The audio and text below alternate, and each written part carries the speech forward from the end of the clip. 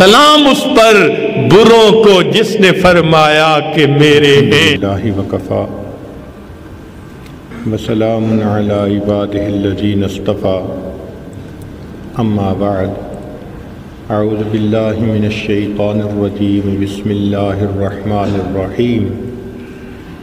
النبی اولی بالمؤمنین من انفسہم، سبحان ربک رب العزت عما یصفون، وسلام علی المرسلین والحمد للہ رب العالمین۔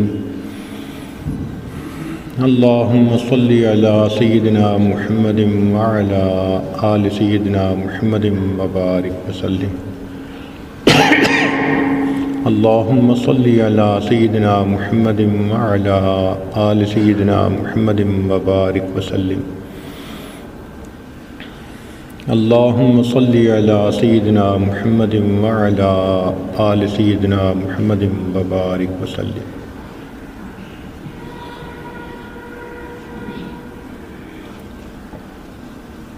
محبت کا لفظ قرآن مجید میں استعمال ہوا ہے۔ اس کا معنی ہوتا ہے کہ کوئی چیز انسان کو پسند آ جائے اور دل اس کی طرف کھنچنا شروع ہو جائے، اس کے بغیر انسان کو قرار نہ آئے۔ چنانچہ ہمارے مشائخ نے محبت کی ڈیفینیشن یوں کی ہے: المحبت میل القلب الی موافق المحبوب، کہ محبوب کی باتوں کا محب کے دل میں موافق ہو جانا، اچھا لگنا۔ بعض نے کہا ایثار المحبوب، محبوب کو ترجیح دینا، الشوق الی المحبوب، محبوب سے ملاقات کا اشتیاق ہونا، دوام الذکر للمحبوب، محبوب کا ہمیشہ یاد رہنا، بھول نہ سکنا۔ اور بعض نے فرمایا کہ اتباع المحبوب، محبوب جو کام کرے اس کام کو اسی طرح کرنا، اس کو محبت کہتے ہیں۔ اللہ کے حبیب صلی اللہ علیہ وسلم محبوب کل جہاں ہیں، لہذا ہر مومن کے دل میں نبی علیہ الصلوۃ والسلام کی محبت یقینی ہوتی ہے۔ اس کے بغیر انسان کا ایمان مکمل نہیں ہو سکتا۔ چنانچہ قرآن مجید کی ایک آیت مبارکہ ہے: قل ان کان آباؤکم و ابناؤکم و اخوانکم و ازواجکم و عشیرتکم و اموال اقترفتموها و تجارت تخشون کسادها و مساکن ترضونها احب الیکم من اللہ و رسولہ۔ سب رشتے گنوائے کہ یہ رشتہ داریاں اور وہ تمہارے گھر جن میں رہنا تم پسند کرتے ہو، اور وہ تمہاری تجارت جس کے نقصان کا تمہیں اندیشہ رہتا ہے، اگر یہ چیزیں اللہ اور اس کے رسول صلی اللہ علیہ وسلم سے زیادہ محبوب ہیں فتربصوا، تم انتظار میں رہو حتیٰ یأتی اللہ بامری، کہ اللہ تعالیٰ اپنا عذاب تم پر بھیجے۔ تو معلوم ہوا کہ نبی علیہ الصلوۃ والسلام کی محبت تمام محبتوں کے اوپر غالب ہونی چاہیے۔ مخلوق کی ساری محبتیں نیچے ہیں، اور نبی علیہ الصلوۃ والسلام کی محبت ان سب محبتوں پر فائق ہے۔ بتانے کا مقصد یہ تھا کہ لوگوں، یہ جو دائرہ اسلام کے اندر محبتیں ہم نے رکھی ہیں، میاں بیوی، ماں باپ، اولاد کی محبتیں، یہ سب اچھی ہیں، لیکن اگر یہ محبتیں اللہ اور اس کے رسول صلی اللہ علیہ وسلم کی محبت میں رکاوٹ بنے تو ان محبتوں پر پاؤں رکھ کے تم آگے گزر جاؤ، تمہاری منزل کوئی اور ہے۔ نبی علیہ السلام نے ارشاد فرمایا: احب اللہ لما یغزوکم من نعمہ، اللہ رب العزت سے محبت کرو کہ وہ تمہیں کھانے میں کیا نعمتیں عطا فرماتا ہے۔ وَأَحِبُّونِي لِحُبِّ اللَّهِ، اور مجھ سے محبت کرو اللہ کی نسبت کی وجہ سے کہ میں اللہ کا محبوب ہوں۔ کیا خوبصورت بات فرمائی اللہ کے پیارے حبیب صلی اللہ علیہ وسلم نے۔ چنانچہ ایک حدیث پاک میں فرمایا لا یؤمن احدکم حتی اکون احب الیہ من والدہ وولدہ والناس اجمعین، تم میں سے کوئی ایمان والا نہیں ہو سکتا جب تک میں اس کے نزدیک اس کے والد سے، بیٹوں سے اور تمام دنیا کے انسانوں سے زیادہ محبوب نہ ہو جاؤں۔ یہاں پر بیٹے کا تذکرہ پہلے نہیں کیا، حالانکہ عام طور پر یوں محسوس ہوتا ہے کہ بیٹا زیادہ پیارا ہوتا ہے۔ والد ہی، والد کا تذکرہ کیوں؟ کہ ایک حدیث پاک میں نبی اسلام نے فرمایا میں ہر متقی کا باپ ہوں، تو چونکہ باپ کا رشتہ تھا، اگر بیٹے کا تذکرہ پہلے ہوتا تو پھر اس بات کے خلاف ہو جاتا، تو اللہ کے حبیب صلی اللہ علیہ وسلم نے والد کا تذکرہ یہاں پہلے فرما دیا۔ ایک دوسری جگہ فرمایا کہ 3 باتیں ایسی ہیں کہ من کن فیہ وجد حلاوت الایمان، جس میں ہوں اس کو ایمان کی حلاوت نصیب ہو جائے۔ ان میں سے پہلی بات ان یکون اللہ ورسولہ احب الیہ مما سواہما، کہ اللہ اور اس کے رسول صلی اللہ علیہ وسلم باقی ہر چیز سے زیادہ بندے کو محبوب ہو جائیں۔ عمر رضی اللہ تعالیٰ عنہ نبی اسلام کی خدمت میں حاضر ہوئے، اے اللہ کے حبیب صلی اللہ علیہ وسلم، آپ مجھے ہر چیز سے محبوب ہیں سوائے اپنی جان کے۔ نبی اسلام نے فرمایا اس وقت تک ایمان مکمل نہیں ہو سکتا جب تک میں تمہیں تمہاری جان سے بھی عزیز نہ ہو جاؤں۔ عمر لانو نے کہا والذی انزل علیک الکتاب لانت احب الی من نفسی التی بین جنبی، تو نبی اسلام نے فرمایا الآن یا عمر، اے عمر اب ایمان مکمل ہو۔ تو معلوم ہوا کہ یہ محبت تمام محبتوں سے زیادہ مضبوط اور ان پر غالب ہونی ضروری ہے۔ اس محبت پہ انسان کو اجر کیا ملے گا؟ چنانچہ انس اللہ عنہ فرماتے ہیں کہ ایک شخص آئے، پوچھنے لگے متی الساعہ، اے اللہ کے حبیب صلی اللہ علیہ وسلم قیامت کب آئے گی؟ تو فرمایا کہ تو نے قیامت کے لیے کیا تیار کر رکھا ہے؟ اے اللہ کے حبیب صلی اللہ علیہ وسلم میں نے کوئی نماز اور روزے تو زیادہ نہیں تیار کیے، ولیکنی احب اللہ ورسولہ، میں اللہ اور اس کے رسول صلی اللہ علیہ وسلم سے محبت کرتا ہوں۔ نبی اسلام نے فرمایا انت مع من احببت، تو اسی کے ساتھ ہوگا جس سے تجھے محبت ہوگی۔ ایک دوسری حدیث میں ہے، ایک صحابی نبی اسلام کی خدمت میں حاضر ہوتے ہیں، اے اللہ کے حبیب صلی اللہ علیہ وسلم، آپ مجھے میرے ماں باپ سے، اہل خانہ سے، مال سے، ہر چیز سے زیادہ محبوب ہیں۔ وَإِنِّي لَأَذْكُرُكَ فَمَا أَصْبِرُ، میں جب آپ کو یاد کرتا ہوں مجھ سے صبر نہیں ہوتا، حتیٰ اجیہ، حتیٰ کہ میں آپ کی خدمت میں حاضری دیتا ہوں، فَأَنظُرُ إِلَيْكَ، اور آپ کے چہرے انور کا دیدار کر لیتا ہوں۔ وَإِنِّي ذَكَرْتُ مَوْتِي وَمَوْتَكَ، اور مجھے یاد آتا ہے کہ ایک دن میں نے بھی دنیا سے جانا ہے، آپ نے بھی پردہ کرنا ہے۔ فَعَرَفْتُ أَنَّكَ إِذَا دَخَلْتَ الْجَنَّةَ رَفَعْتَ مَعَ النَّبِيِّينَ، اور میں یہ بھی پہچانتا ہوں آپ صلی اللہ علیہ وسلم جنت میں جائیں گے تو انبیاء کے درجے میں بہت اونچے ہوں گے۔ وَإِن دَخَلْتُهَا لَا أَرَاكَ، میں جنت میں داخل بھی ہو گیا تو میں آپ کا دیدار نہیں کر سکوں گا۔ کہنے کا مطلب تھا کہ پھر ایسی صورت میں مجھے جنت میں کیا مزہ آئے گا، آپ کا دیدار ہی نہیں ہو سکے گا۔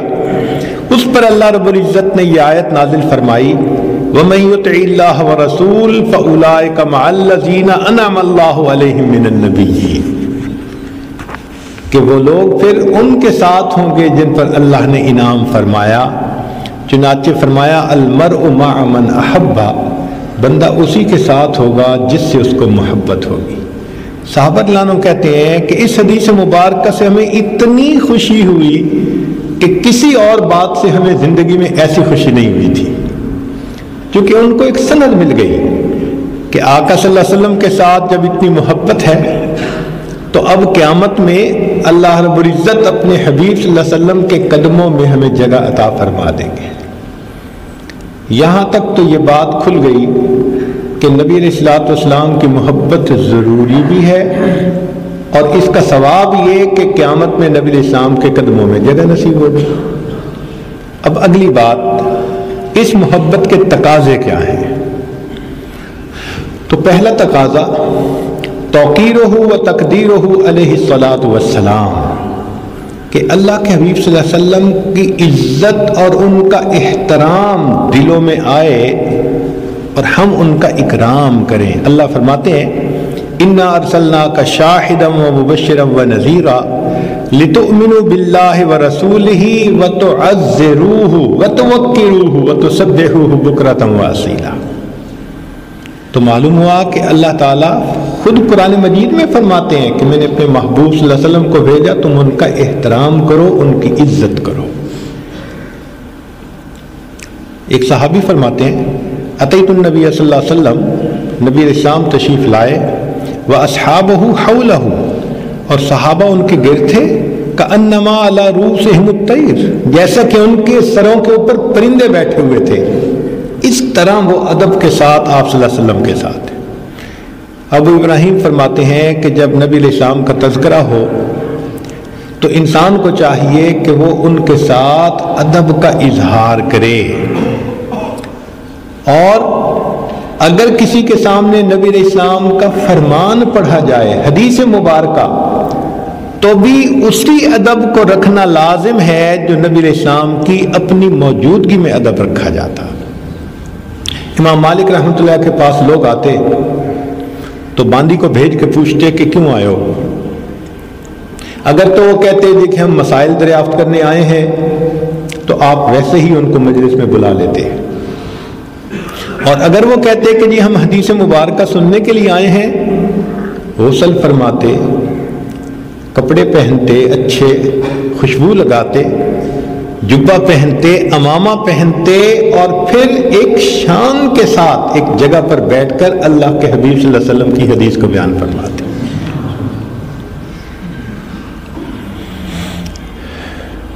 سعید بن مسیب رحمۃ اللہ علیہ کی بیماری کا آخری وقت ہے، کسی نے حدیث مبارکہ کا سوال پوچھ لیا، فرمانے لگے مجھے اٹھا کر بٹھا دو۔ انہوں نے کہا آپ تو تکلیف میں ہیں، اٹھ کے بیٹھنے میں مشقت ہوگی۔ کہنے لگی بھلے مشقت ہوگی، میں لیٹ کے یہ فرمان آپ کو نہیں سنا سکتا۔ اٹھا کر بٹھایا گیا، جیسے ہی حدیث سنا کر ان کو لٹایا، کلمہ پڑھا اور ان کی موت آ گئی۔ عبداللہ بن مبارک رحمۃ اللہ علیہ پیدل چل رہے ہوتے اور کوئی حدیث پاک پوچھتا تو جواب نہیں دیا کرتے تھے۔ کسی نے امام مالک رحمۃ اللہ علیہ سے کہا کہ حضرت آپ سے حدیث مبارکہ جب پوچھی جاتی ہے تو آپ اس قدر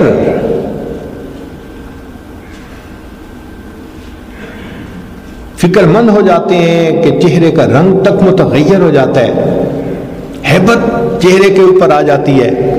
تو امام مالک رحمۃ اللہ نے جواب میں فرمایا کہ جن لوگوں کو میں نے دیکھا، اگر تم ان لوگوں کو دیکھ لیتے تو تم کہتے کہ مجھے اس سے بھی زیادہ نبی علیہ الصلوۃ والسلام کا احترام کرنا چاہیے۔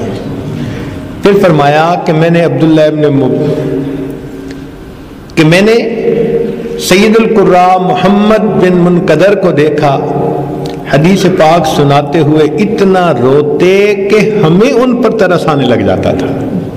میں نے امام جعفر صادق کو دیکھا، ہنسمکھ تھے، ہنسی کی باتیں کرتے تھے، لیکن جب حدیث کا تذکرہ آ جاتا تو ان کا چہرہ زرد ہوتا، کبھی بھی وہ بے وضو حدیث مبارکہ نہیں سنایا کرتے تھے۔ میں نے عبد الرحمن بن قاسم کو دیکھا، وہ بھی ہنسمکھ تھے، لیکن حدیث مبارکہ بیان کرتے ہوئے ان کی کیفیت ایسی ہوتی تھی جیسے ان کے چہرے سے خون کو نچوڑ لیا گیا ہو۔ اور میں نے عامر بن عبداللہ ابن زبیر کو دیکھا کہ ان کے سامنے میرے آقا کا تذکرہ ہوتا تو اتنے آنسو گرتے کہ بند ہونے کا نام نہیں لیتے تھے۔ اور میں نے امام زہری کو دیکھا کہ وہ حدیث مبارکہ بیان کرتے تو ایسے معلوم ہوتا تھا کہ جیسے وہ کسی بندے کو نہیں پہچانتے، کسی غم کے اندر مبتلا ہے۔ میں نے صفوان بن سلیم کی مجالس دیکھی، تذکرہ ہونے پہ اتنا روتے تھے کہ لوگ ان کو روتا چھوڑ کر چلے جاتے تھے، وہ بعد میں بھی روتے رہتے تھے۔ اللہ اکبر کبیرہ۔ اس سے معلوم ہوتا ہے کہ نبی علیہ الصلوۃ والسلام کے ذکر مبارکہ کے ہونے پر بھی بندے کو اسی طرح ادب کا لحاظ کرنا چاہیے۔ دوسرا محبت کا تقاضا یہ ہے کہ عدم التقدیم بین یدیہ وغض الصوت عندہ، کہ نبی علیہ الصلوۃ والسلام کی آواز سے مبارکہ سے اپنی آواز کو بلند نہ ہونے دیں، اور آپ صلی اللہ علیہ وسلم کے حکم کے سامنے پیش قدمی نہ کریں، صحابہ آپ کے آگے نہ چلے۔ یہ حکم آج بھی موجود ہے کہ ہم نبی علیہ السلام کے حکم مبارک کے اوپر کسی چیز کو فوقیت نہ دیں۔ صحابہ رضی اللہ عنہ کا تو معاملہ اور تھا۔ عبداللہ نے مغفر رضی اللہ عنہ کے بھتیجے تھے، تو وہ انگلی پہ ایک کنکری رکھ کے پھینک رہا تھا، کھیل رہا تھا۔ انہوں نے کہا بھائی نبی علیہ السلام نے منع کیا، وہ چپ ہو گیا۔ جب آپ کسی کام میں متوجہ ہوئے تو اس نے پھر اسی طرح پھینکی، بچہ تھا، اتنا غصہ کیا، فرمایا کہ نہ میں تمہاری کبھی تیمارداری کروں گا اور نہ تم سے بات کروں گا، نہ میں تمہارا جنازہ پڑھوں گا۔ میں تمہیں اللہ کے حبیب صلی اللہ علیہ وسلم کا حکم سناتا ہوں اور تم پھر خلاف کرتے ہو۔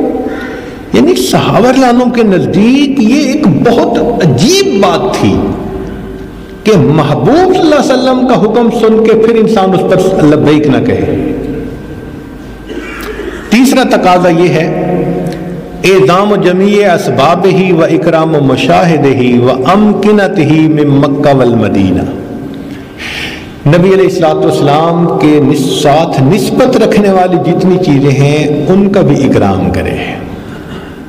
چنانچہ امام مالک رحمۃ اللہ علیہ مدینہ کے اندر اپنی سواری کے اوپر سوار نہیں ہوتے تھے، تو کسی نے کہا کہ آپ سوار کیوں نہیں ہو جاتے؟ فرمایا استحیی من اللہ ان اطأ تربتن فیہا رسول اللہ صلی اللہ علیہ وسلم بحافر دابہ، زیب نہیں دیتا امام مالک کو کہ جس مٹی پر میرے آقا کے قدم مبارک لگے ہوں میں اس مٹی کو اپنی سواری کے پاؤں کے ساتھ پامال کروں۔ ایک بندے نے کہا کہ مدینہ کی مٹی اچھی نہیں، ہفتہ مالک فی من قال تربت المدینۃ ردیۃ یضرب 30 درہ، میں 30 درے لگاؤ اس بندے کو جس نے یہ الفاظ کہے ہیں۔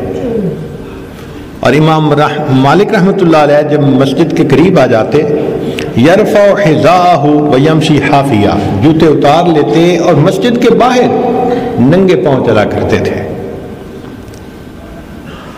تو معلوم ہوا کہ نبی علیہ الصلوۃ والسلام کی ساتھ نسبت رکھنے والی جو جگہیں ہیں، جو اشیاء ہیں، ان کے ساتھ بھی ہمیں احترام کا معاملہ کرنا چاہیے۔ چوتھا تقاضا حب الصحابہ و اہل بیت، نبی علیہ الصلوۃ والسلام کے جو شاگرد تھے، جو آپ کی نبوت کے گواہ تھے، ان سے نبی علیہ السلام کو بہت محبت تھی، اور محبوب کو جو چیز محبوب ہو اس سے بھی محبت ہونی ضروری ہوتی ہے۔ نبی علیہ السلام نے ارشاد فرمایا اللہ اللہ فی اصحابی لا تتخذوهم من بعد غرضا فمن احبهم فبحبی احبهم، جو میرے صحابہ سے محبت کرے گا وہ میری محبت کی وجہ سے ان سے محبت کرے گا۔ تو صحابہ سے محبت نبی علیہ السلام سے محبت کی دلیل، اور صحابہ سے بغض گویا نبی علیہ السلام کے ساتھ بغض کی دلیل ہوتی ہے۔ اب سنیے احادیث مبارکہ، نبی علیہ السلام نے کیا ارشاد فرمایا کہ آیت الایمان حب الانصار، کہ انصار سے محبت کرنا ایمان کی علامت، و آیت النفاق بغضهم، اور ان سے بغض رکھنا یہ نفاق کی علامت ہوتی ہے۔ تو جو صحابہ سے بغض رکھے دوسرے لفظوں میں وہ منافق ہوا کرتا ہے۔ نبی اسلام نے فرمایا اذا ذکر اصحابی فامسک، سبحان اللہ۔ انس رضی اللہ عنہ روایت فرماتے ہیں نبی اسلام نے فرمایا مثل اصحابی کمثل الملح فی الطعام، میرے صحابی کی مثال کھانے میں نمک کے بغیر ہے، جس طرح نمک کے بغیر کھانا بے ذائقہ ہوتا ہے، صحابہ کی محبت کے بغیر انسان کا ایمان بے حلاوت ہوا کرتا ہے۔ فرمایا من حفظنی فی اصحابی کنت لہ حافظا یوم القیامہ، جو میرے صحابہ کی عزت و حرمت کی حفاظت کرے گا قیامت کے دن میں اس شخص کا محافظ بن جاؤں گا۔ نبی اسلام نے فرمایا من حفظنی فی اصحابی ورد علی الحوض، جو میرے صحابہ کی محافظت کرے گا وہ میرے پاس حوض کوثر پہ حاضر ہو، ومن لم یحفظنی فی اصحابی لم یرد علی الحوض، اور جو میرے صحابہ کی حفاظت نہیں کرے گا اس کو چاہیے کہ میرے پاس حوض کوثر پہ حاضر ہی نہ ہو۔ حسن رضی اللہ تعالیٰ نے فرمایا کرتے تھے لکل شیء اساس، ہر چیز کی ایک بنیاد ہوتی ہے، واساس الاسلام حب اصحاب رسول اللہ، اور نبی علیہ السلام کے صحابہ سے محبت کرنا یہ اسلام کی بنیاد ہے۔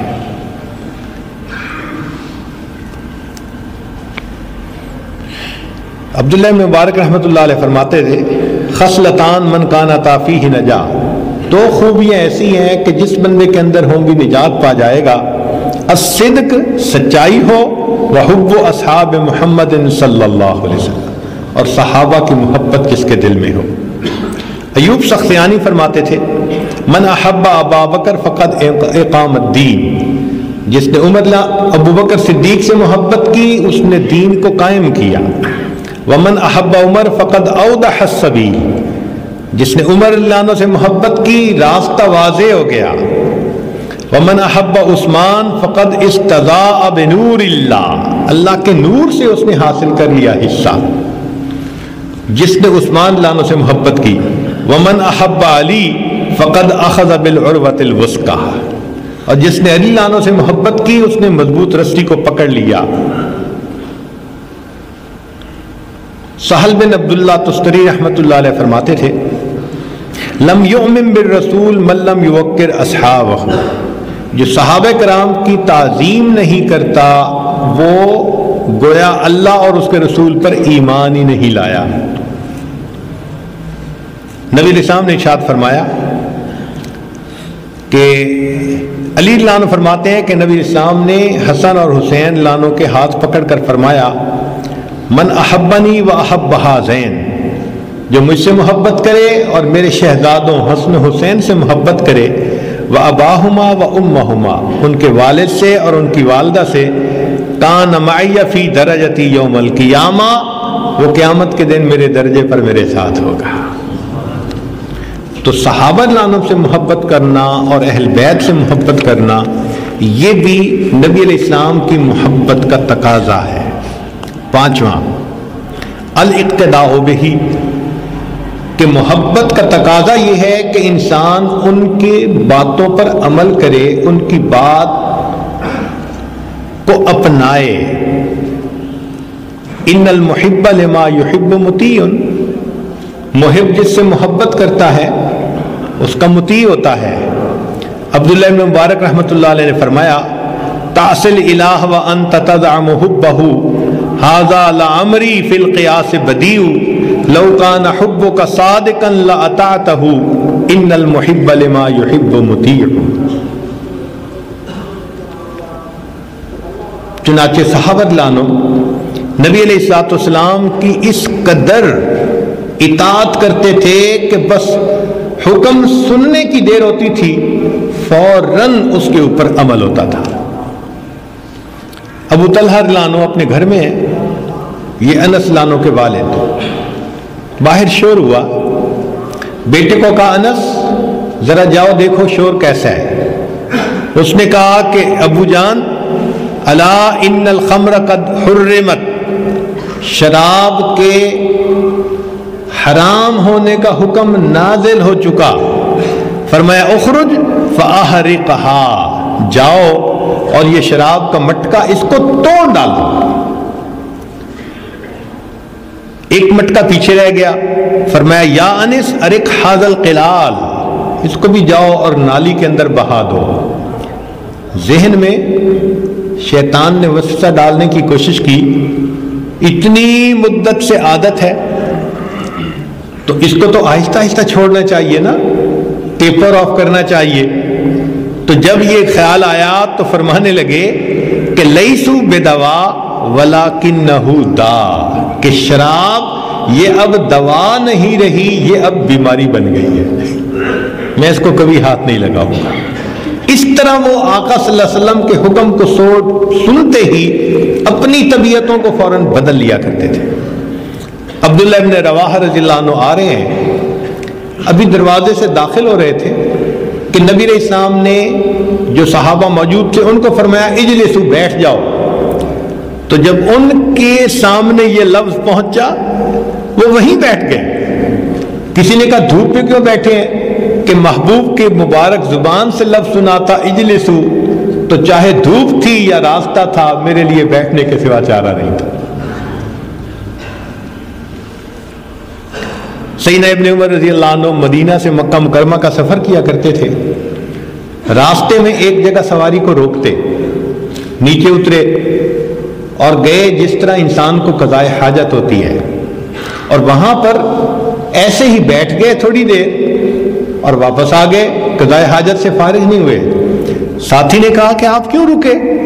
تو فرمایا کہ میں نے نبی علیہ السلام کے ساتھ سفر کیا، میرے آقا صلی اللہ علیہ وسلم اسی جگہ آ کر رکے تھے، آپ نے فراغت اختیار کی تھی، مجھے اگرچہ ضرورت نہیں تھی، میرا جی چاہا میں اسی عمل کو اپناؤں جس کو میرے آقا نے کیا۔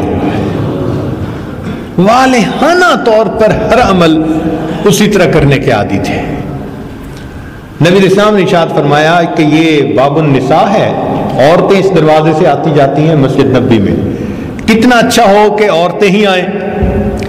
ابن عمر رضی اللہ عنہ نے یہ لفظ سنا تو فرماتے ہیں کہ اس کے بعد میں اپنی پوری زندگی اس دروازے سے کبھی مسجد کے اندر داخل نہیں ہوا، عورتیں ہوں یا نہ ہوں، کیونکہ میرے آقا صلی اللہ علیہ وسلم کی چاہت تھی کہ یہاں سے عورتیں اندر داخل ہوں۔ یہ صحابہ عنہ کی اتباع سنت کا رنگ تھا۔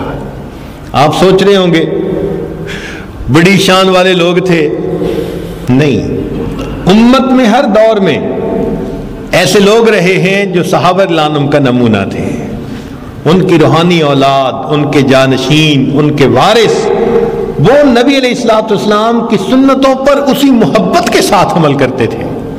اگر قریب کے زمانہ میں دیکھنا ہے تو اکابر علماء دیوبند کی اتباع سنت کو دیکھ لیجئے کہ اللہ رب العزت نے ان کو یہ صفت دی تھی، ہر باطل سے ٹکراتے تھے، جلال شاہی کو خاطر میں نہیں لاتے تھے، سنت کو پیٹھ نہ دکھانا اور الفت کے ساتھ اطاعت کا پیکر بن جانا یہ ان کی شان ہوا کرتی تھی۔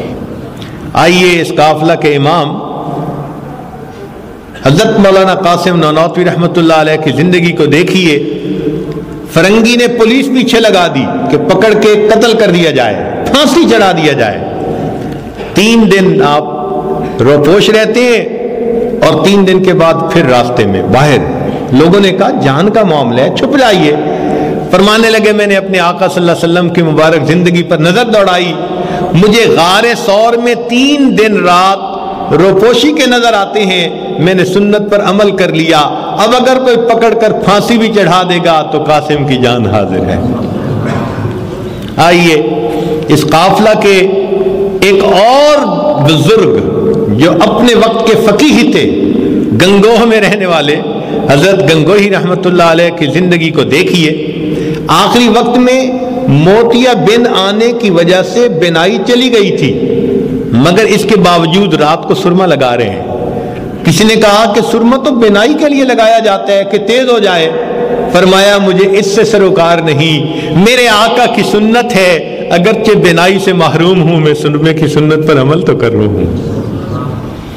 اسی قافلہ کے ایک اور بزرگ جو مالٹا کی جیل میں قید ہیں، حضرت شیخ الہند رحمۃ اللہ علیہ کی زندگی کو دیکھیے۔ جیل کے اندر بیٹھے ہوئے ہیں اور جیل کے لوگوں کو حدیث اور تفسیر پڑھا کر حضرت یوسف علیہ السلام کے روحانی فرزند ہونے کا نمونہ پیش کر رہے ہیں۔ آئیے علامہ کشمیری رحمۃ اللہ علیہ کی مبارک زندگی کو دیکھیے کہ نبی علیہ السلام کے ساتھ ایسی محبت تھی کہ بے وضو قرآن اور حدیث کے تو اپنی جگہ کسی بھی دینیات کی کتاب کو زندگی میں بے وضو نہیں ہاتھ لگایا کرتے تھے۔ تھانہ بھون کے اس بزرگ کی زندگی کو دیکھیے، فرماتے ہیں کہ میں نے اپنی زندگی کے ماضی پر نظر دوڑائی، مجھے ایک عمل ایسا نظر نہیں آیا جو میں نے اپنے آقا کی سنت کے خلاف کیا۔ آئیے اس قافلہ کے ایک اور بزرگ کو دیکھیے جو اپنے بستر کو اپنی پیٹھ پہ رکھ کے ہر امتی کے دروازے پر جانے کی کوشش میں لگا ہوا ہے اور لوگوں سے بھیک مانگتا ہے کہ اپنے آقا کے دین کو سیکھنے کے لیے کچھ وقت مجھے عطا کر دیجئے۔ اللہ نے ایسا فیض پھیلایا، آج کروڑوں انسان اس دعوت و تبلیغ کی وجہ سے ہدایت کو پا چکے ہیں۔ پھر آئیے لاہور کے اس شیخ التفسیر کو دیکھیے کہ جو ایک سید کے بیٹے کو بتا رہے ہیں کہ اللہ کی شان بہت بڑی ہے، وہ چاہتے ہیں تو سید کے بیٹے سے ہیر لکھواتے ہیں اور ایک سکھ کے بیٹے سے تفسیر لکھوا دیا کرتے ہیں۔ اور وہ خطیب بے بدل امام بخاری رحمت اللہ علیہ کی زندگی کو دیکھیے، عطا اللہ شاہ بخاری رحمت اللہ علیہ کی زندگی کو دیکھیے کہ فرنگی نے ان کو جیل میں ڈالا، ان کے ہاتھ چکی پیس رہے ہیں اور ان کی زبان اللہ کا قرآن پڑھ رہی ہے۔ تو یہ اکابر وہ تھے جو نبی علیہ الصلوۃ والسلام کی ایک ایک سنت پر محبت کے ساتھ عمل کرتے تھے۔ چھٹا تقاضا بغض من ابغض اللہ ورسولہ، کہ جس کو اللہ اور اس کے رسول صلی اللہ علیہ وسلم کے ساتھ بغض ہو تو اس کے ساتھ دل کے اندر بغض رکھنا۔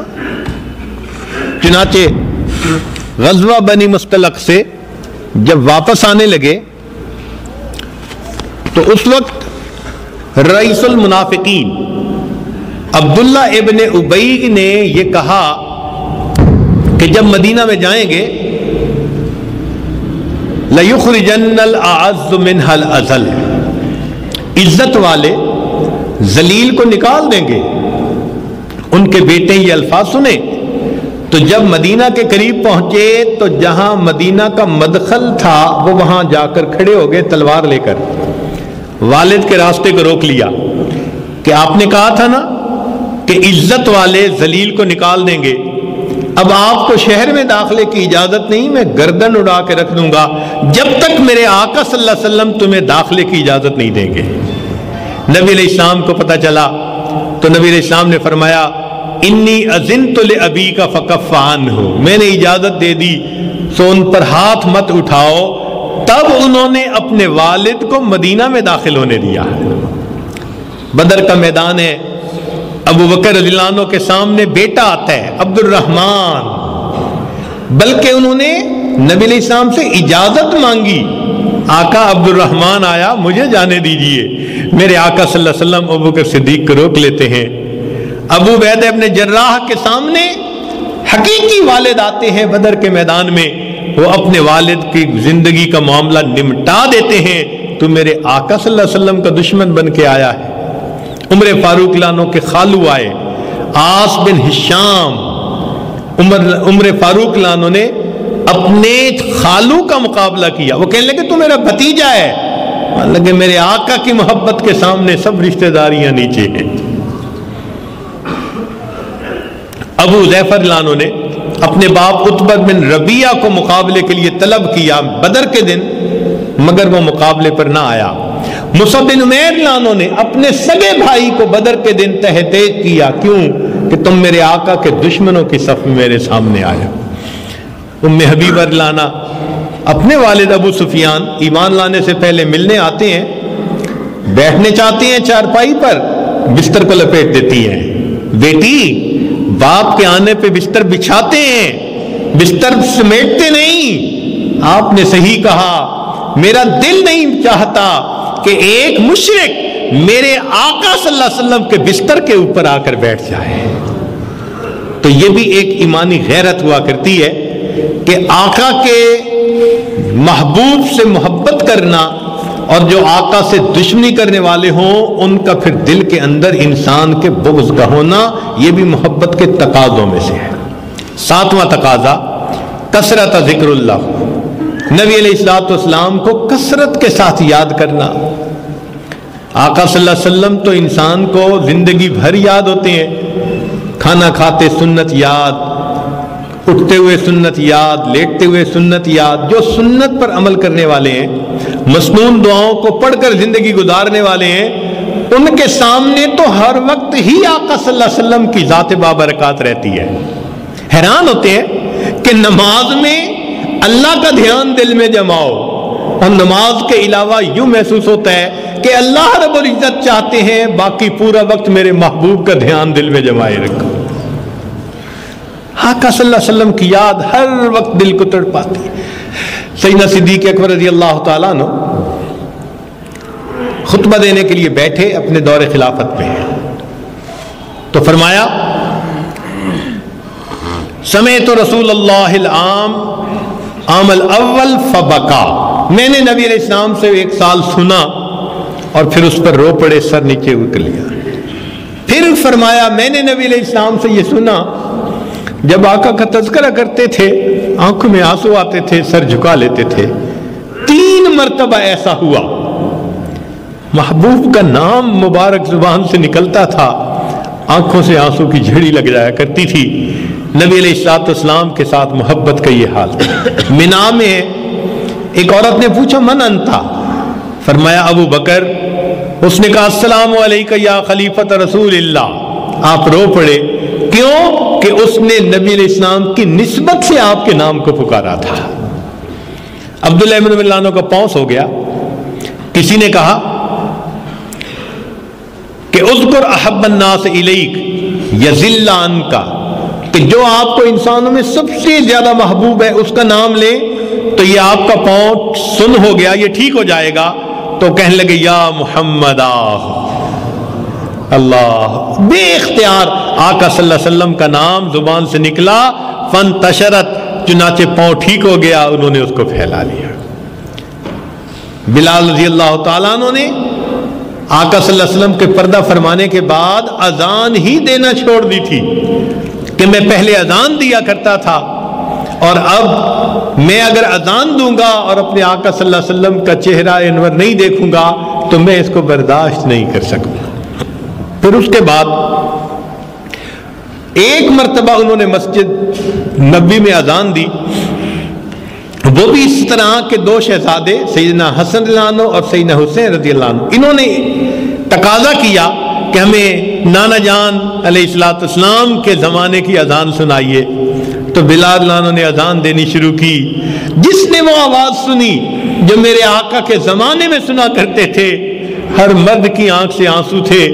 ہمسائے کی عورتوں نے سنا، وہ بھی اپنے چادروں سے اپنے آپ کو لپیٹ کر باہر نکل آئیں۔ مسجد نبوی کے باہر عورتیں رو رہی ہیں، اندر مرد رو رہے ہیں۔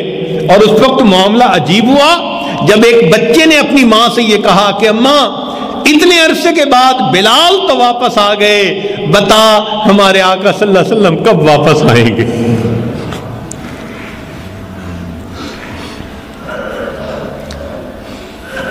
صحابہ رضی اللہ عنہ جب آپس میں اکٹھے ہوتے تھے تو ایک دوسرے کو نبی علیہ السلام کی باتیں اس طرح سناتے تھے جیسے خوشی خوشی محفل کے لوگ بیٹھ کر کوئی آپس میں ایک دوسرے کو سویٹ ڈش پیش کر رہے ہیں۔ اس محبت کے ساتھ وہ اپنے آقا صلی اللہ علیہ وسلم کا تذکرہ کیا کرتے تھے۔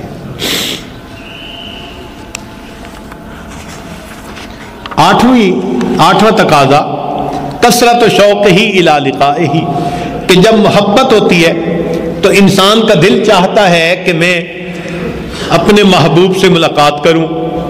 چنانچہ ہر مومن کے دل میں یہ تمنا چھپی ہوتی ہے، مجھے آقا کا دیدار نصیب ہو، مجھے آقا صلی اللہ علیہ وسلم کی سے ملاقات کا شرف نصیب ہو جائے، دنیا کے اندر خواب میں صحیح اور آخرت میں آپ کے قدموں میں حاضری کے ذریعے صحیح۔ چنانچہ ابو ہریرہ رضی اللہ عنہ فرماتے ہیں کہ نبی علیہ السلام نے فرمایا من اشد امتی لی حب الناس، کہ مجھ سے میری امت میں سب سے زیادہ محبت کرنے والے لوگ وہ ہیں یکونون بعدی، میرے بعد آئیں گے، यवद्द अहदुहुम लौ रआनी बिअहलिही व मालिही, वो मुझे नहीं देखेंगे, फकत उलमा से मेरे तज़किरे सुनेंगे और मेरा तज़किर सुनकर उनको मुझसे ऐसी मोहब्बत होगी, अगर उन्हें इख्तियार दिया जाता वो अपने माल और अपने बच्चों को बेचकर मेरा दीदार कर सकते, वो ये सौदा भी कर गुजरते।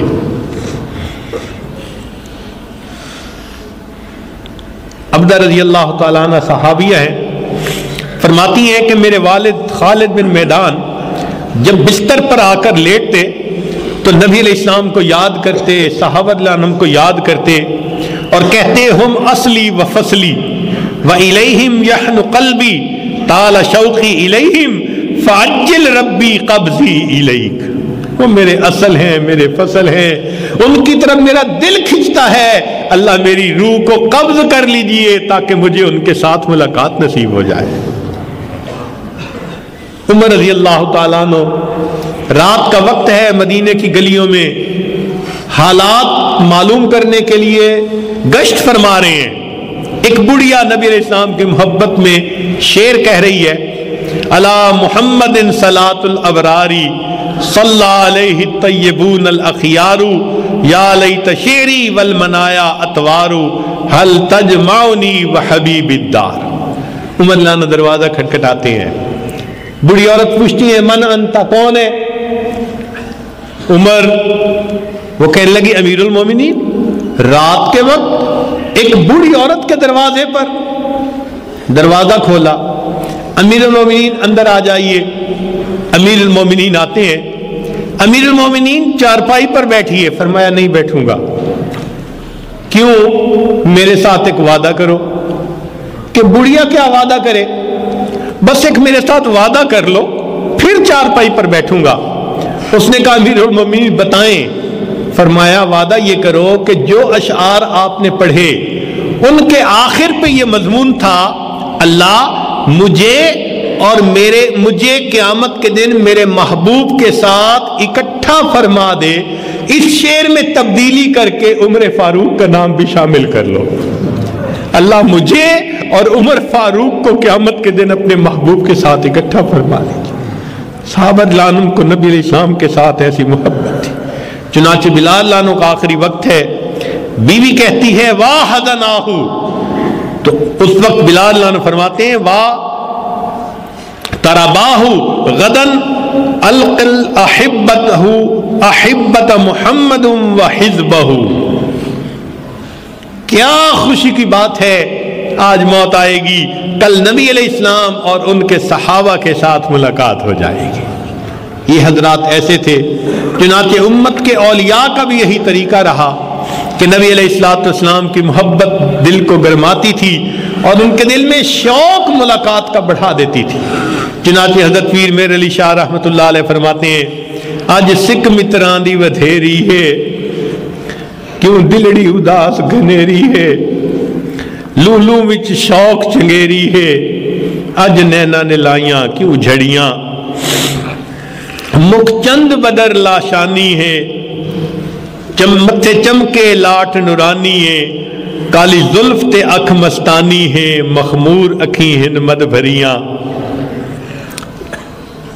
हज़रत शाह गुलाम फरीद रहमतुल्लाह अलैह फरमाते हैं, इते मैं मुठड़ी नित जान बलब, उते खुश वसदा विच मुल्क अरब, इते धिकड़े धोड़े खांदड़ियां, तेरे नाम तो मुफ्त भी कांदड़ियां।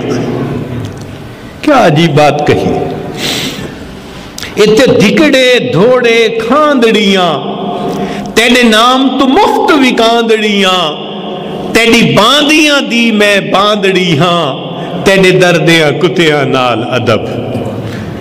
इते मैं मुठड़ी नित जान बलब, उते खुश वसदा विच मुल्क अरब।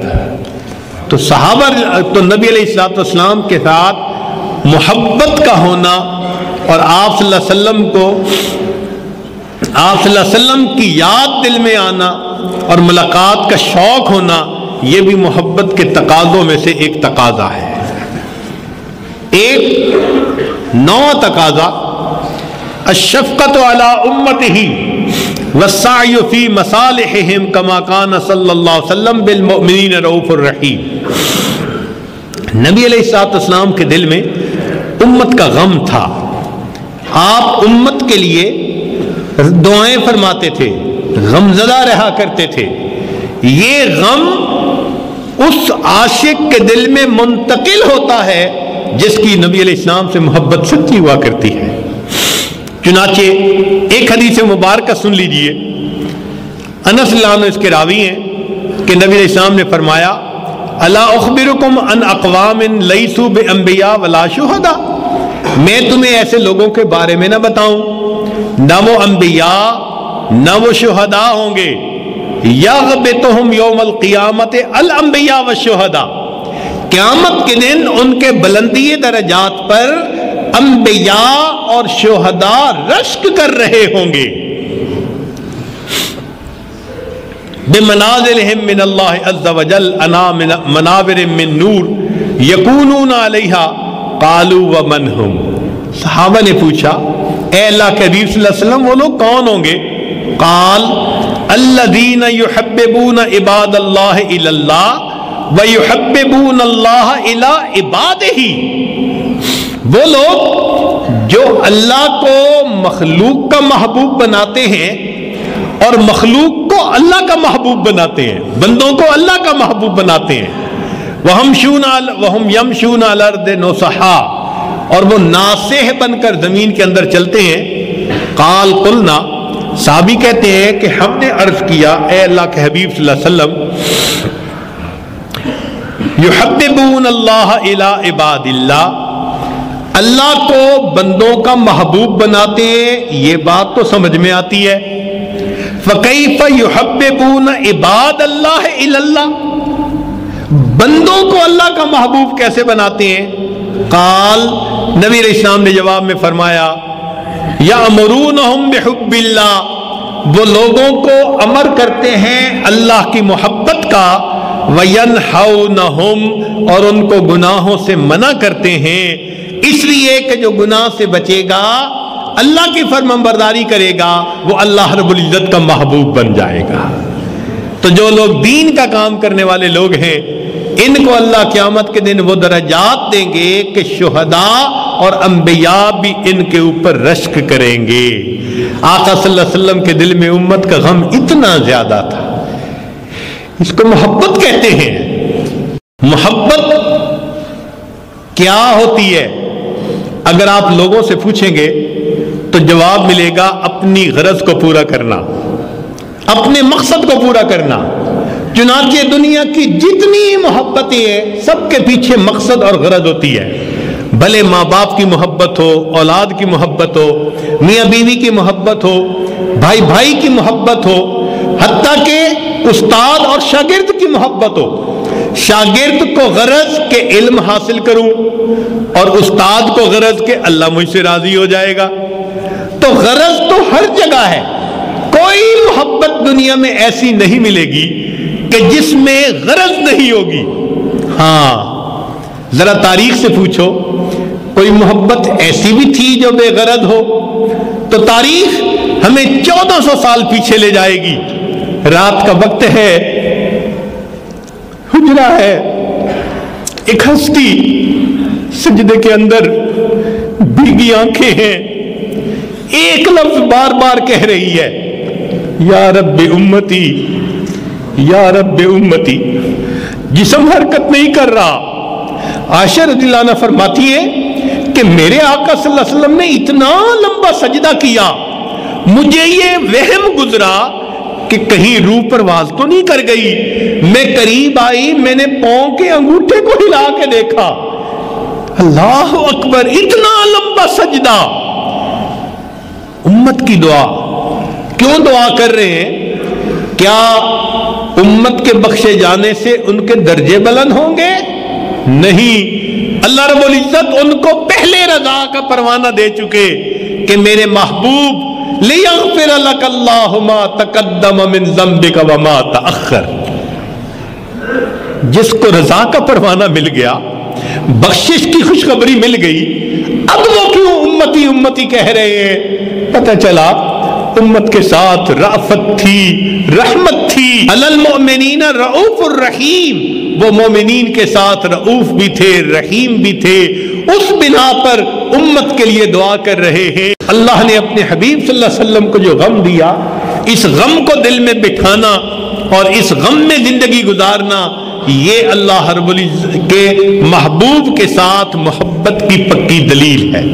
10واں تقاضا محبت کا، نبی علیہ السلام کے اوپر کثرت سے درود شریف پڑھنا. چنانچہ سید القراء ابن کعب رضی اللہ عنہ نے پوچھا، اے اللہ کے نبی صلی اللہ علیہ وسلم میں کتنا درود شریف پڑھوں؟ تیسرا حصہ. فرمایا زیادہ، اتنا حصہ، اتنا حصہ. آخر پہ بات یہ بنی کہ انہوں نے کہا کہ اجعل لک دعائی کلہ، جتنا بھی وقت ہے میں آپ پر درود شریف ہی پڑھتا رہوں گا. نبی علیہ السلام نے فرمایا اذن یغفر ذنبک وتکفی ہمک، اگر تو ہر وقت مجھ پر درود شریف پڑھے گا، اللہ تیرے گناہوں کو معاف فرمائیں گے اور اللہ تعالیٰ تیرے غموں کو کافی ہو جائیں گے. ایک حدیث پاک میں ہے کہ عمل اس وقت تک معلق رہتا ہے آسمان اور زمین کے درمیان، حتی یصلی علی النبی، جب تک کہ نبی علیہ السلام کے اوپر کوئی درود شریف نہ پڑھے. نبی علیہ السلام نے ارشاد فرمایا جو کتاب کے اندر میرے نام کے ساتھ درود شریف لکھے گا، جب تک وہ کتاب رہے گی اس پر فرشتے اس کی طرف سے استغفار کرتے رہیں گے. اور نبی علیہ السلام نے فرمایا قیامت کے دن میرے سب سے قریب وہی ہوگا اکثرہم علیہ صلاۃ، جو مجھ پر زیادہ درود شریف پڑھنے والا ہوگا. ابوبکر صدیق رضی اللہ عنہ فرماتے ہیں الصلاۃ علی النبی امحق للذنوب من الماء البارد للنار، ٹھنڈا پانی آگ کو اتنا جلدی نہیں بجھاتا جتنا جلدی درود شریف جو میرے آقا پر پڑھا جاتا ہے وہ انسان کے گناہوں کی آگ کو بجھا دیتا ہے. ابو ہریرہ رضی اللہ عنہ فرماتے ہیں نبی علیہ السلام نے فرمایا من نسی الصلاۃ علیہ، جو مجھ پر درود شریف پڑھنا بھول گیا، نسی طریق الجنہ، وہ حقیقت میں جنت کے راستے کو بھول گیا ہے. علی رضی اللہ عنہ فرمایا کرتے تھے واللہ لولا ما ذکر اللہ ورسولہ، اگر اللہ کی قسم اللہ اور اس کے رسول صلی اللہ علیہ وسلم نے تسبیح، تکبیر، تحلیل اور تحمید کے فضائل نہ بیان کیے ہوتے، لجعلت کل انفاسی صلاۃ علی رسول اللہ، میں اپنے ہر سانس کو نبی علیہ السلام پر درود شریف پڑھنے کے اندر خرچ کر دیتا. ایک صحابی نوجوان آئے تو نبی علیہ السلام کے پاس ابوبکر صدیق لانو بیٹھے تھے. آپ نے اپنے ابوبکر صدیق کے درمیان جگہ بنا دی. وہ نوجوان آ کر بیٹھ گئے. فرمایا ابوبکر تمہیں محسوس ہو رہا ہوگا اے اللہ کے نبی صلی اللہ علیہ وسلم میں چاہتا تو یہی ہوں کہ میرے اور آپ کے درمیان کوئی نہ آئے. فرمایا اس نوجوان کو جگہ ملی، یہ ایسا درود شریف پڑھتا ہے جو کوئی دوسرا نہیں پڑھتا. چنانچہ نبی علیہ السلام نے فرمایا کہ وہ یہ درود شریف پڑھتا ہے اللہم صلی علی محمد عدد من صلی علیہ وصلی علی محمد عدد من لم یصلی علیہ وصلی علی محمد کما امرت بالصلاۃ علیہ وصلی علی محمد کما تحب ان یصلی علیہ وصلی علی محمد کما ینبغی ان یصلی علیہ. اس درود شریف کے پڑھنے پر اللہ کے حبیب صلی اللہ علیہ وسلم نے ان کو اپنے ساتھ بٹھایا اور ان کا اکرام فرمایا. قیامت کے دن 3 بندے ہوں گے جن کو عرش کا سایہ نصیب ہوگا. ان میں سے من اکثر الصلاۃ علیہ، نبی علیہ السلام نے فرمایا ایک وہ ہوگا جو مجھ پر کثرت سے درود شریف پڑھنے والا ہوگا. وہ جگہ جہاں درود شریف پڑھنا چاہیے یا وہ موقع، مسجد میں داخل ہونا یا نکلنا، دخول المسجد والخروج من، والتشہد، تشہد میں پڑھتے ہیں، ورؤیت المساجد، مسجد کو دیکھیں تو درود شریف پڑھیں، دخول الاسواق، اگر بازار میں جائیں تو درود شریف پڑھیں، دخول البیت والخروج من، گھر میں داخل ہوتے ہوئے گھر سے نکلتے ہوئے درود شریف پڑھنا، نسیان الحاجہ، کوئی بات بھول گئی درود شریف پڑھیں، وقت الفقر، اگر تنگ دستی ہے درود شریف پڑھیں، فی البدایت فی العلم، اگر علم پڑھنے کے لیے کتاب پڑھنے بیٹھے ہو نبی علیہ السلام پر درود شریف پڑھیں، فی البدایت فی الخطب، خطبہ دینے بیٹھے ہیں تقریر کے لیے تو نبی علیہ السلام پر درود شریف پڑھیں، والانتہاء من مجالس العلم، مجلس علم ختم ہو تو نبی علیہ السلام پر درود شریف پڑھیں، فی لقاء الاحباب، دو دوست ملیں نبی علیہ السلام پر درود شریف پڑھیں،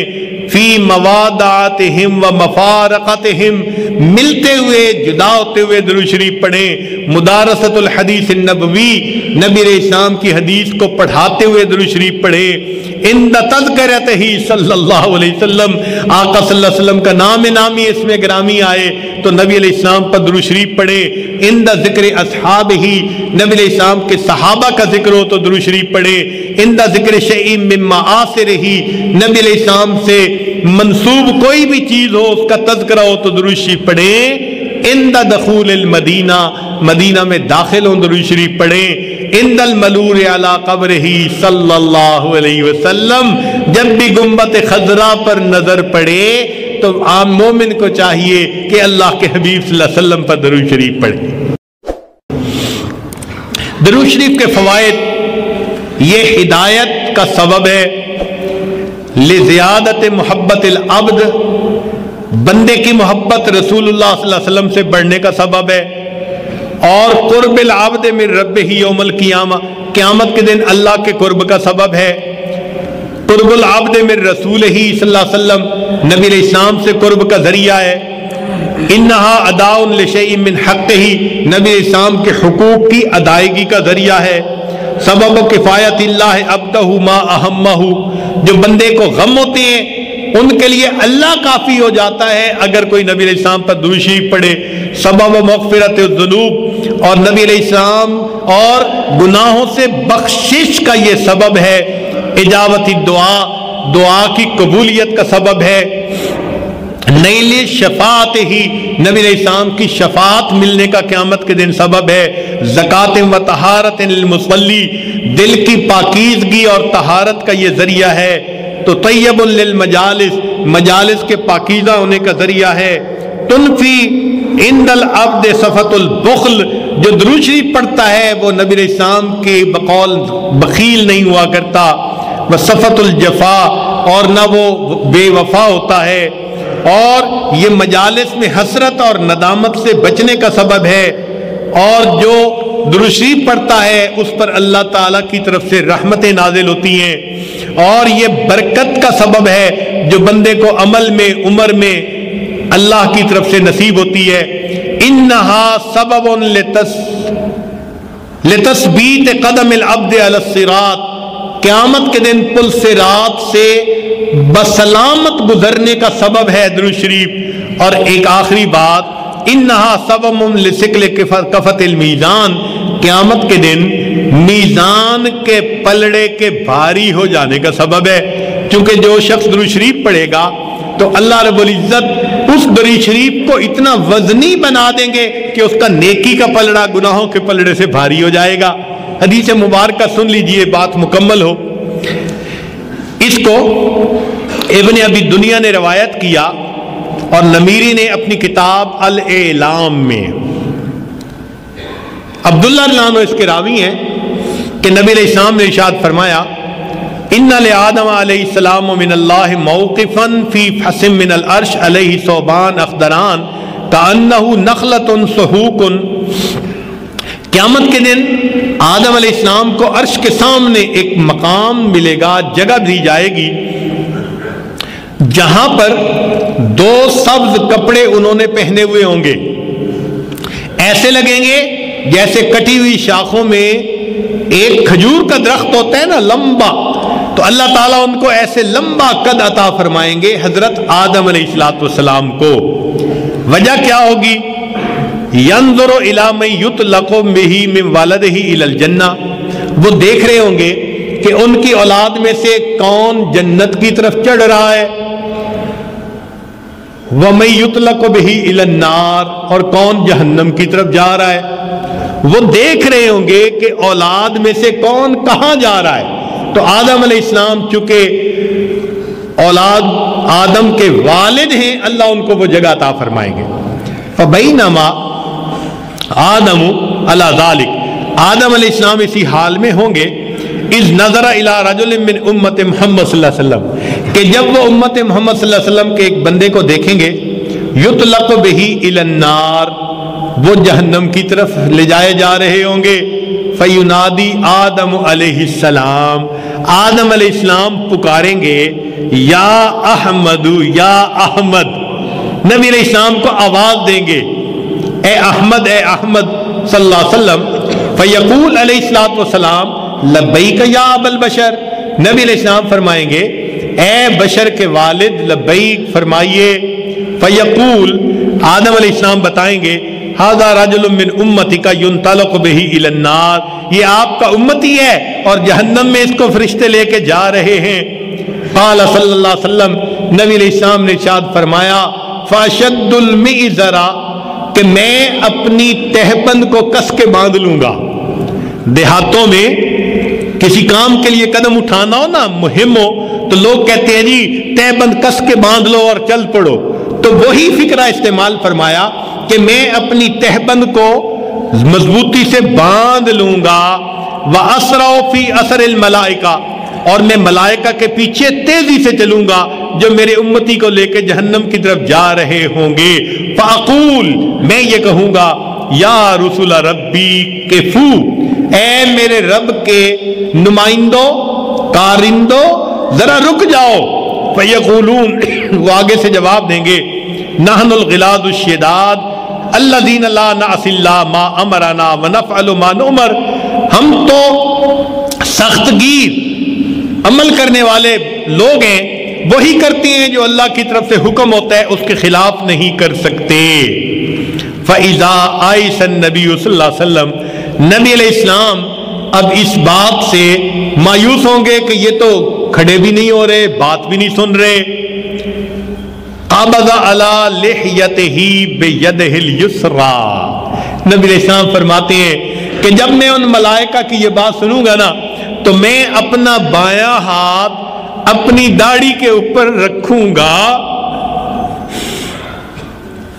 واستقبل العرش بوجہہ، اور اس طرح ہاتھ رکھ کے عرش کی طرف دیکھوں گا، فیقول، اور میں یہ کہوں گا یا رب قد وعدتنی اللہ تخزینی فی امتی، اللہ آپ نے مجھ سے وعدہ نہیں کیا تھا کہ میری امت کے بارے میں آپ مجھے رسوا نہیں فرمائیں گے؟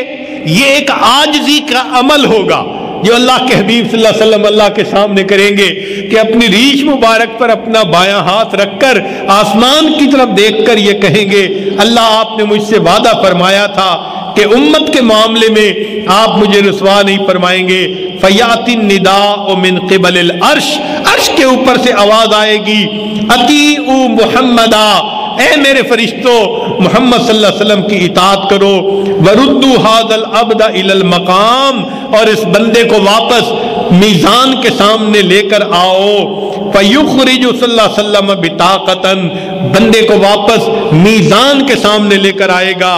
نبی علیہ السلام جو ہے وہ اپنی جو ہے نبی علیہ السلام ایک چھوٹا سا کاغذ کا پرزہ نکالیں گے، کل ان ملتی، وہ انگلی کے پورے کے برابر ہوگا، فیلقیھا فی کفۃ المیزان الیمنی، اور کاغذ کے ٹکڑے کو میزان کے دائیں پلڑے کے اندر ڈال دیں گے، وہ یقول، اور وہ فرمائیں گے بسم اللہ، بسم اللہ کہہ کر وہ کاغذ کا پرزہ نیکی کے میزان میں ڈال دیں گے، فَتَرْجِحُ الْحَسَنَاتُ عَلَى السَّيِّئَاتِ، نیکی کا پلڑا جھک جائے گا، گناہوں کا پلڑا ہلکا ہو جائے گا، فَيُنَادِ الْمُنَادِ سُعِدَ وَسُعِدَ جَدُّهُ، یہ بندہ اور اس کا باپ یہ تو سعادت پا گئے، وَثَقُلَتْ مَوَازِينُهُ، اور اس کا پلڑا نیکیوں کا بھاری ہو گیا، انطلقوا بہ الی الجنہ، اس بندے کو جنت کے اندر لے کر جاؤ، فیقول یا رسول ربی قفو، وہ بندہ یہ کہے گا اے اللہ کے نمائندوں فرشتوں تھوڑی دیر رک جاؤ، حتی اسأل ھذا العبد الکریم علی ربہ، حتیٰ کہ میں اس کریم شخص سے پوچھ لوں، تعارف تو کر لوں کہ یہ کون ہستی ہے، فیقول، وہ کہے گا بے ابی انت و امی، میرے ماں باپ آپ پر قربان، ما احسن وجہکا، آپ کا چہرہ کتنا خوبصورت ہے، و احسن خلقکا، آپ کے اخلاق کتنے اچھے اور پیارے ہیں، من انتا، آپ کون ہیں، فقد اقلتنی اسرتی، آپ نے میری لغزشوں کو کم کر لیا، ورحمت ابرتی، اور میرے غم کے اوپر آپ نے ترس کھا لیا۔ فیقول علیہ الصلاۃ والسلام، نبی علیہ السلام اس شخص کو جواب دیں گے، انا نبیوں کا محمد، میں تمہارا نبی محمد صلی اللہ علیہ وسلم ہوں، وہذا صلاتکا، اور یہ تیرا درود شریف ہے، التی کنت تصلی علیہ، یہ وہ درود شریف جو تم مجھ پر پڑھا کرتا تھا، وفیتکھا، یہ تمہیں اس وقت ملا، احوج ما تکون الیہا، جب تمہیں اس کی ضرورت تھی، یہ قیامت کے دن انسان کے پلڑے کے بھاری ہونے کا سبب بن جائے گا۔ اللہ تعالی ہمیں اس آقا صلی اللہ علیہ وسلم کی محبت کے جتنے تقاضے ہیں ان کو پورا کرنے کی توفیق عطا فرمائے۔ سلام اس پر کہ جس نے بے کسوں کی دستگیری کی، سلام اس پر کہ جس نے بادشاہی میں فقیری کی، سلام اس پر کہ جس کے گھر میں چاندی تھی نہ سونا تھا، سلام اس پر کہ ٹوٹا بوریا جس کا بچھونا تھا، سلام اس پر جو سچائی کی خاطر دکھ اٹھاتا تھا، سلام اس پر جو بھوکا رہ کے اوروں کو کھلاتا تھا، سلام اس پر کہ جس نے خون کے پیاسوں کو کوبائیں دیں، سلام اس پر کہ جس نے گالیاں سن کر دعائیں دیں، سلام اس پر کہ جس نے فضل کے موتی بکھیرے ہیں، سلام اس پر بروں کو جس نے فرمایا کہ میرے ہیں۔ وآخر دعوانا ان الحمد للہ رب العالمین۔